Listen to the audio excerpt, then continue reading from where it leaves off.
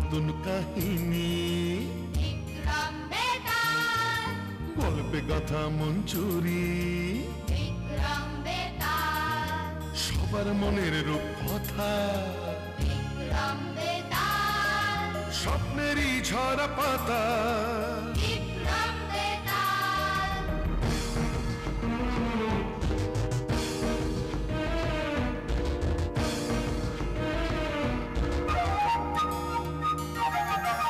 জীবনের মোড়কে গল্প হাজার, নীল লাল সাদা কালো রঙের বাহার, কল্পনায় রূপকথায় মিলে একাকার, তাই নিয়ে আসছে পর্দায় এবার বিক্রম বেতাল, বিক্রম বেতাল, বিক্রম বেতাল, বিক্রম বেতাল, বিক্রম বেতাল।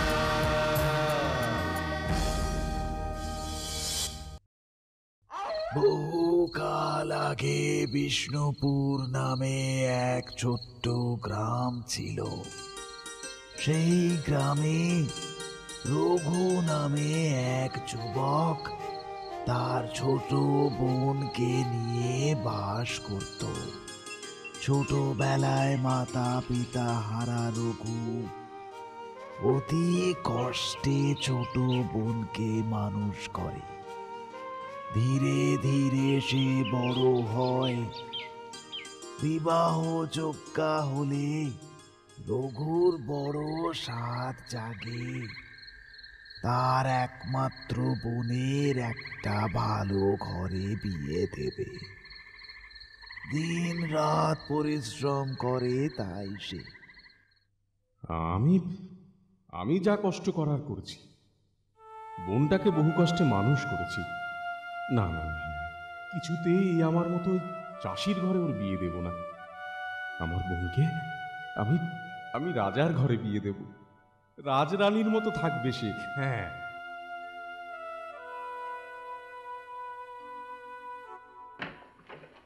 বাবা, কোন সকালে দুটো কাঠ আনতে গেছো আর এই আশা হচ্ছে? আমার চিন্তা হয় না বুঝি?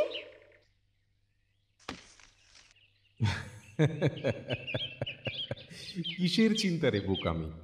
পায়ে হেঁটে এতটা পথ আসা, তা সময় লাগবে না? ও আমি জানি না, তুমি জানো না? তোমায় ছেড়ে একা থাকতে আমার ভয় করে। আমায় ছেড়ে থাকতে ভয় করে? তবে তবে একদিন যে আমায় ছেড়ে তোকে শ্বশুর বাড়ি যেতে হবে, তখন কি করে থাকবি? হ্যাঁ, ভয় করবে না বুঝি? তোমায় ছেড়ে আমি কোথাও যাব না দাদা। ওসব আমায় বলবে না বলে দিলাম, ভালো হবে না কিন্তু। আচ্ছা বাবা, আচ্ছা।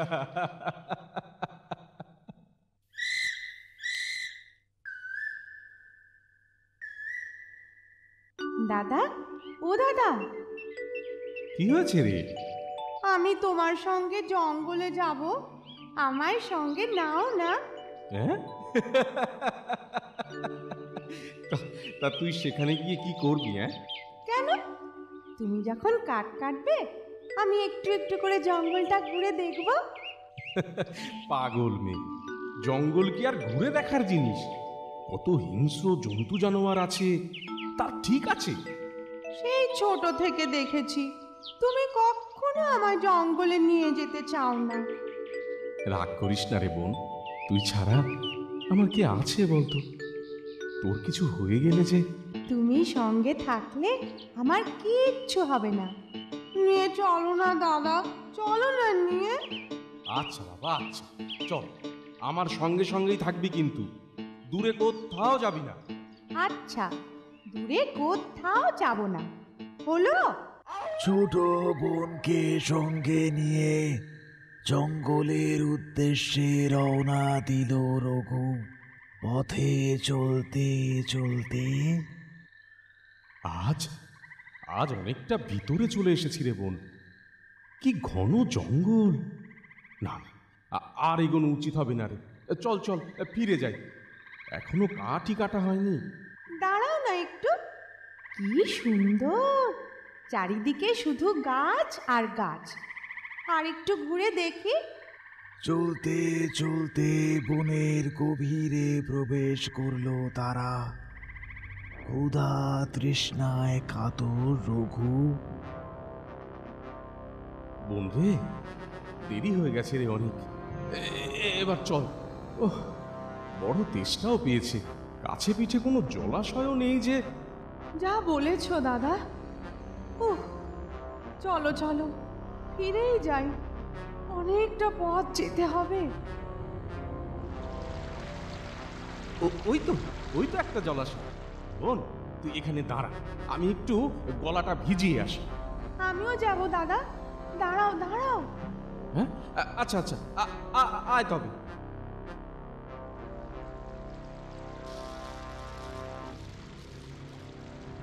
এখানে চুপ করে দাঁড়া, ধারে আসিস না যেন। সাবধান দাদা। হ্যাঁ, ঠিক আছে ঠিক আছে, চিন্তা করিস না তুই।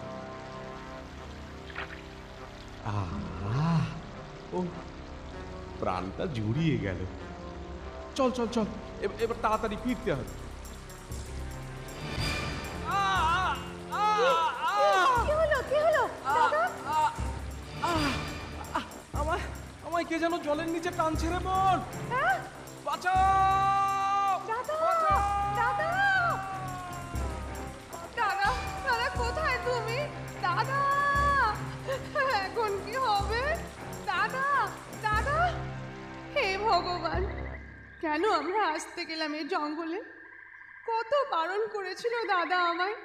দাদা দাদা, হে ঠাকুর, রক্ষা করো, দয়া করো, আমার দাদাকে ফিরিয়ে দাও। এদিকে সন্ধেও হয়ে এলো। শিগগির বাড়ি ফিরি, গায়ে ফিরে সবাইকে বলি, সবাই মিলে এসে যদি। ওহ, কি ঘন অন্ধকার, কিছুই তো দেখতে পাচ্ছি না। ফিরবো কোন পথে? কিছুই তো বুঝে উঠতে পারছি না আমি। ওরে বাবা, কি সব শব্দ! আজ আর প্রাণ নিয়ে বাড়ি ফিরতে হবে না, আর এগিয়ে কাজ নেই। ওই তো, ওই পাথরের উপর বসে থাকি, যা হয় হবে। কে যেন হাসছে না? আরে, ওই তো দূরে একটা আলো দেখতে পাচ্ছি, এদিকেই আসছে বলে মনে হচ্ছে। যাক বাবা, কাউকে তো পাওয়া গেল, দেখি যদি কোনো সাহায্য পাই।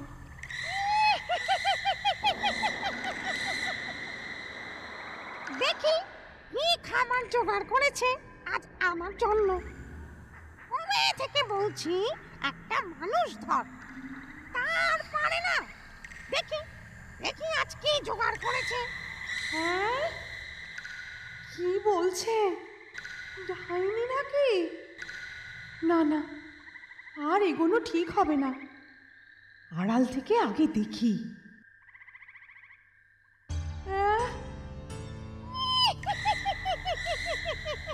তাই তো, এই যে ডাইনি! সর্বনাশ, এর চেয়ে বাঘ ভাল্লুকের পেটে যাওয়া অনেক ভালো।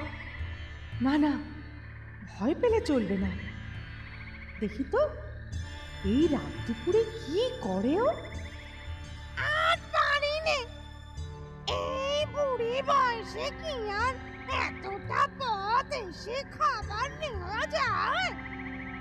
একটা অন্য ব্যবস্থা করা দরকার। ওই জলাশয়ের দিকে যাচ্ছে বলে মনে হচ্ছে না?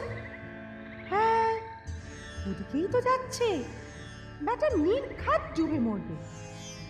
কই গো, আমার কোনো খাবার পেলে? নিশ্চয় ওই সাপ, ব্যাঙ, গিরগিটি। আর পারি নে আমি।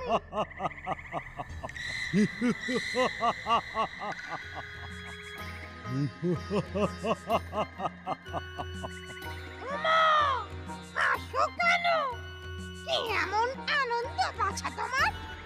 আজ একটা মানুষ ধরেছি। তাই নাকি? তা কই কই? সে কি ছেলে না মেয়ে? ছেলে ছেলে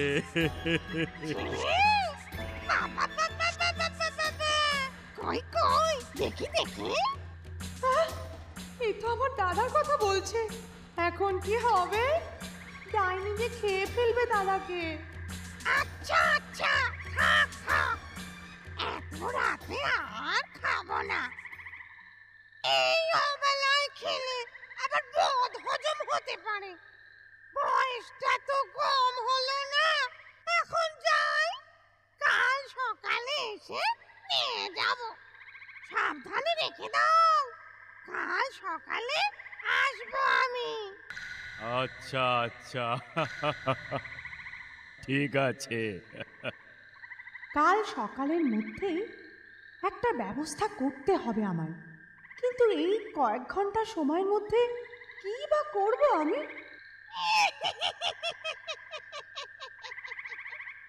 আবার একটা মানুষ পেয়েছে, আবার একটা। কাল পেট পুড়ে খাবো। পেট পুড়ে খাবে? খাওয়াচ্ছি পেট পুড়ে। আগে ওই ডাইনিকে মারার একটা ব্যবস্থা করতে হবে। নয়তো কাল সকালে এখানে এসে ও দাদাকে ধরে নিয়ে যাবে। আজ রাতের মধ্যেই ব্যাটাকে মারব। যাই, ডাইনির পেছনে গিয়ে দেখে ও কি করে।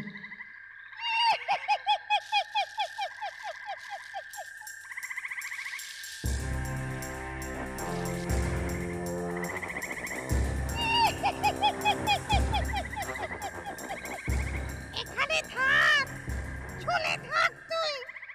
কাল সকালে আবার ওই জলাশয়ে যেতে হবে। এখন একটু শুয়ে নি।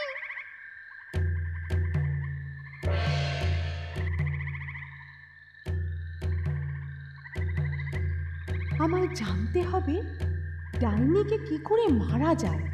কাল সকালের মধ্যেই একটা উপায় বের করতেই হবে আমায়। ডাইনি ঘুমোলে কুঁড়ের ভিতরে ঢুকতে হবে আমায়। কে তুমি? হ্যাঁ, কে? কে কথা বলছো? আমি বলছি। ওরে বাবা, সাপ! তুমি কথা বলতে পারো? হ্যাঁ পারি, কিন্তু তুমি এখানে কি করছো? শিগগিরই চলে যাও। ডাইনি জানতে পারলে আর রক্ষে থাকবে না। যা হয় হোক, আমি কিছুতেই ফিরবো না। আমার দাদাকে ওই ডাইনি ওই জলাশয়ে বন্দি করে রেখেছে। দাদাকে আমায় বাঁচাতেই হবে। কাল সকালে আমার দাদাকে ওই ডাইনি খেয়ে ফেলবে। আজ রাতেই আমায় একটা ব্যবস্থা করতে হবে। এই কথা। শোনো তবে, একটা উপায় আছে। কি উপায়? ওই লণ্ঠনের মধ্যেই ডাইনির সমস্ত শক্তি আছে। লণ্ঠনটা যে করেই হোক তোমায় নিয়ে আসতেই হবে, তবেই তুমি তোমার দাদাকে বাঁচাতে পারো। ঠিক আছে, দাঁড়াও। ডাইনি ঘুমিয়ে পড়লে আমি ওই লণ্ঠন নিয়ে আসব। ডাইনির ঘুমোনো পর্যন্ত অপেক্ষা করতে হবে।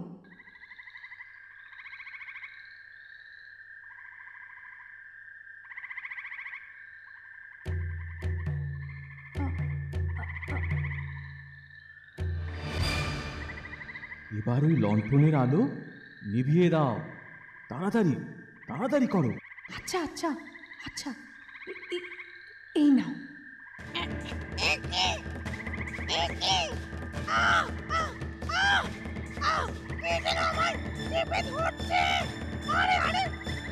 আমি তো কিছুই দেখতে পাচ্ছি না। আমার লণ্ঠন কই? কোথায় লণ্ঠন? কে নিল? শয়তান ডাইনি, তোর লণ্ঠন আমার কাছে। কে রে তুই? দে আমার লণ্ঠন দে। না, আগে আমার দাদাকে ফিরিয়ে দাও। তুমি না, দাঁড়া, দেখাচ্ছি মজা।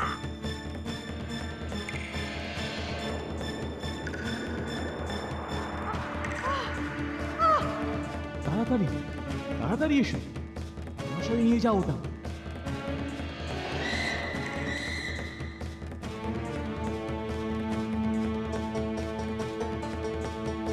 এসো তাড়াতাড়ি।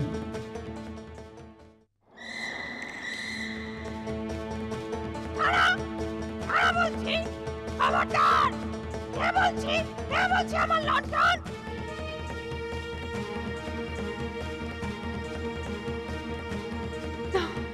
না, এসে গেছি, জলাশয়ের কাছে এসে গেছি। এখন কি করব? এবার জলাশয়কে ডাকো। কিন্তু ওই জলাশয় কি করে? যা বলছি তাই করো, দেরি করো না, তাড়াতাড়ি করো। তোমার কাছে যতক্ষণ ওই লণ্ঠন থাকবে জলাশয় তোমার সব কথা শুনবে। আচ্ছা আচ্ছা। জলাশয় ভাই, জলাশয় ভাই।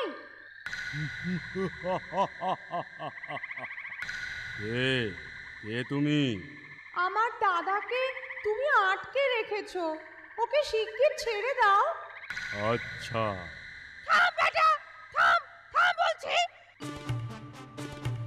শিগগির ওই লণ্ঠনটা জলে ফেলে দাও। আমার লণ্ঠন দে আমায়, শিগগির দে বলছি। না না, কিছুতেই না, কিছুতেই না। জলে ফেলে দাও, ওই লণ্ঠনটাকে জলে ফেলে দাও। দিবি না?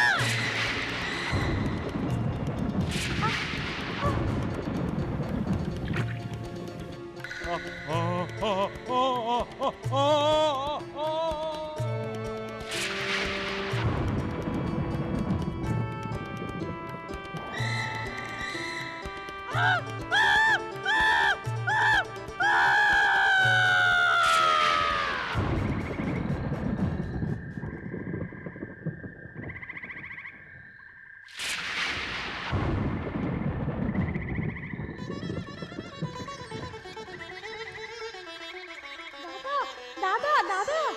বোন, বোন, বাবা।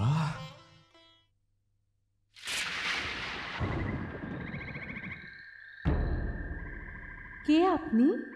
ধন্যবাদ, তোমার জন্য আমি নিজ রূপ ফিরে পেলাম। আমি চন্দ্রপুরের যুবরাজ চন্দ্রভানু শিকারের উদ্দেশ্যে এসেছিলাম। ডাইনির মায়াবলে সাপে পরিণত হয়েছিলাম।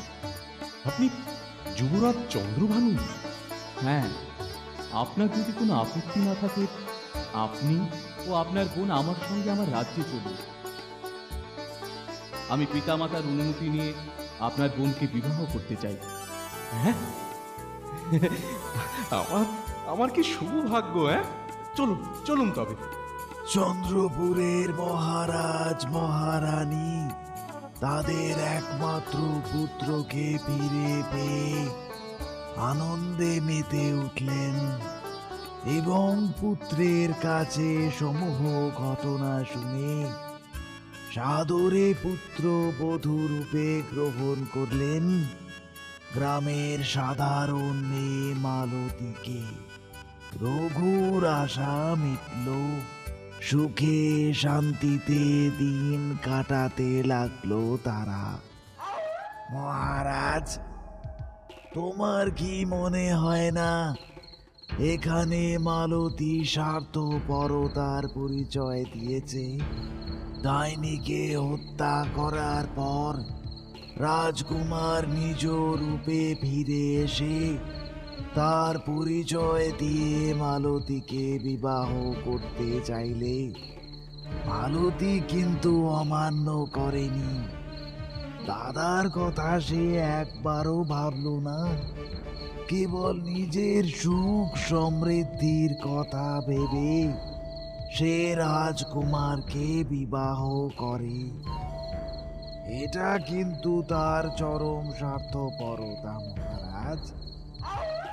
বেতা, রঘু সর্বদাই চাইত তার বোনের ভালো ঘরে বিবাহ হোক, আর বিবাহের পর বোনকে তো তাকে ছেড়ে থাকতেই হতো, তা সে রাজপুত্র হোক বা কোনো সাধারণ মানুষই হোক। রাজপুত্র যা করেছে তা ঠিকই, কারণ মালতীর জন্যই সে শাপ মুক্ত হয়।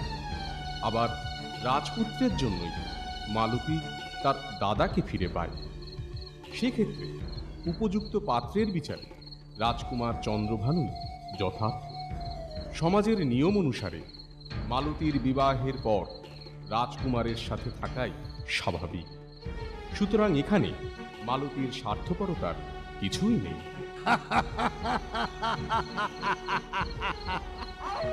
মহারাজ, তুমি এবারও সঠিক উত্তর দিয়েছ, কিন্তু আবার তুমি কথা বলে ফেলেছ।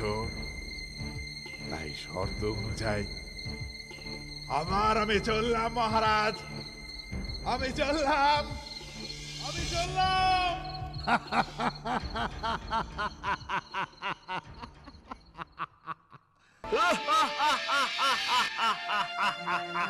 বেতাল, বেতাল যেও না, দাঁড়াও দাঁড়াও, আমি আসছি বেতাল, যেও না, আমি আসছি বেতাল।